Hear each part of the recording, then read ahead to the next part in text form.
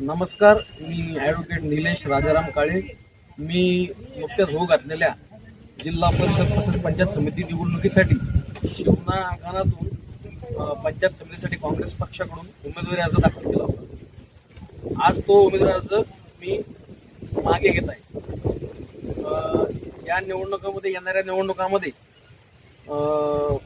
आमच्या मतविभाजनाचा फायदा दोन्ही सत्ताधारी पार्टी म्हणजेच शिवसेना तसेच भाजप यांना मतविभाजनाचा फायदा होऊ नये याकरिता जालना लोकसभेचे खासदार आदरणीय डॉक्टर कल्याण काळे साहेब यांच्या सूचनेनुसार मी माझा उमेदवारी अर्ज या ठिकाणी मागे घेत आहे व